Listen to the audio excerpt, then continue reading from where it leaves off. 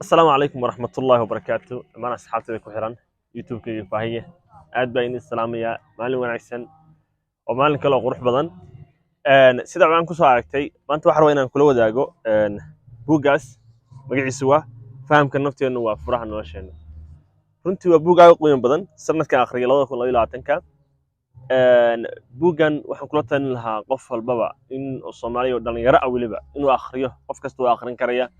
runtii waa buug aad iyo aad u muhiima. Nairobi baan ku arkay maktabad taalla. Waddankeena weli kumaan arkin intaan soo maray. Waxaan jeclaan lahaa in maktabadaha la geeyo. Runtii buugga waqti horaa la qoray. Waxaa qoray Cabdiraxmaan Maxamed Jibriil. runtii waa buug aad u muhiim ah. Wuxuu la hadlayaa qof kasta. runtii wuxuu kala hadlayaa dhan walba. muhiimadda ciwaankaas ka fahmaysaa oo ah fahamka nafteenu waa furaha nolosheena. inaan fahanno nafteena aan fahanno oo annagu isbaranno oo waxa weeye runtii markaan gudaheena aan iska soo dhammaano inaan bannaanka markaa wax ka qaban karno. laakiin adoo gudahaaga iska soo dhammaanin bannaanka waxba kama qaban karayso runtii. waana qodobada runtii aadka u muhiimka ah. wuxuu la hadlayaa sidoo kale buugga markaa si fiican u fiiriso wax kasta qofka inuu isaga ay ka bilowdaanin hadduu rabo horumar, hadduu rabo in dhaqaale sameeyo, hadduu waxa weeye inuu fahmo diintiisa, shakhsiyadiisa, la dhaqanka dadkiisa. runtii waxa weeye aad muhiim u yahay. wuxuu ka hadlayaa nolosha sidoo kale culus. wuxuu ka hadlayaa ruuxda bini aadamka, waxyaabaha lagu quudiyo caqliga qofka, waxyaabaha siyaadiya. wuxuu ka hadlayaa sidoo kale dhalinyarada dhibka haysata oo dhalinyarada Soomaalida runtii ay ka mid tahay shaqo la'aanta, ay ka mid tahay tahriibka, ay ka mid tahay sababta ay dhalinyarada waddankeenu ay u samayn la'yihiin oo skills oo runtii waxa weeyaan ay habcurin u samayn la'yihiin oo waxa weeyaan waddanka wax ugu soo kordhin la'yihiin. Why?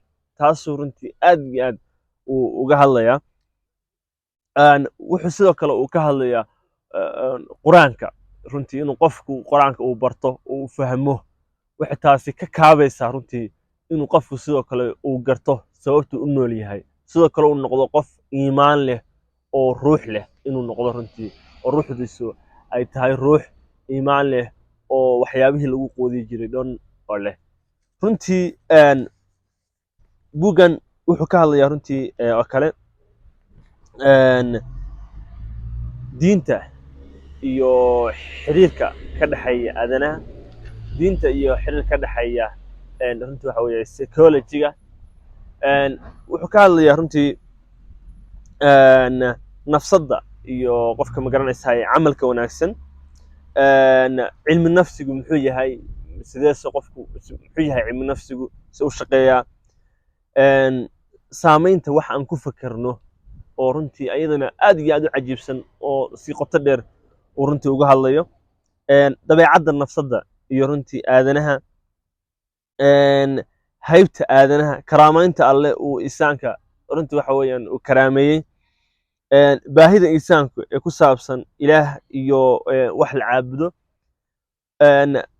runtii saamaynta qofku waxa uu maqlayo, waxa uu arkayo, bulshada uu la nool yahay, sida qofku ay waxa weeye runtii u saamaynayso, hadday noqoto asxaab, hadday noqoto deegaanka uu ku nool yahay. waxyaabahaasoo dhan runtii aad buu ugu nuxnuxsanayaa buuggan.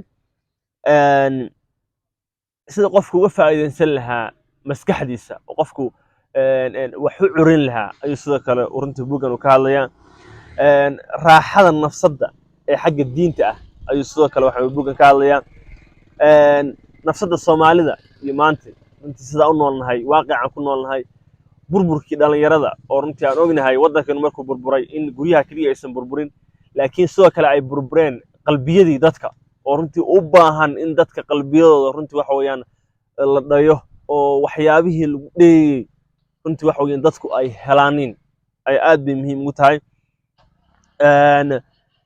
wuxuu ka hadlayaa runtii adkaysiga iyo samirka waa qofkii xaaladda nafsiyan ah. fasirka dhibka Soomaalida maanta haysta sidoo kale aad buu ugu nuxnuxsanaya. marka runtii waxaan kula talin lahaa qof walba inuu buuggan runtii waxa weeyaan uu akhriyo. runtii buuggan qofka markuu akhriyo waxaad garan karaysaa runtii in waxyaabo badan ay kaa maqnaayeen oo aqoona oo ku saabsan nafsadaada iyo sidoo kale diintaada iyo sidoo kale adduunkan aanu joogno iyo sidoo kale si guud soomaalida meesha ay ku dhex nooshahay buug aad u qiimo badan runtii buuggan runtii nasiib baan u yeeshay inaan akhriyo wax badanna nolosheeda runtii wuxuu ka mid yahay buwaagta nolosheeda wax badan ka bedelay waxaan ognahay akhrisku inuu yahay qof walbaba hadba inta akhrido unbaa taado mar walba oo akhrido waa mar walba ogaalkaaga qofnimadaada waayo aragnimadaada aqoontaada fahamkaaga habcurintaada uu siyaado waxaan kugula talin lahaa walaa inaa wax akhrido oo waxa weeye runtii si kale markaan u dhahno nabiga calayhi salaatu wasalaam ugu horreeyay kusoo day waxay ahayd iqra oo ah akhri marka runtii akhrisku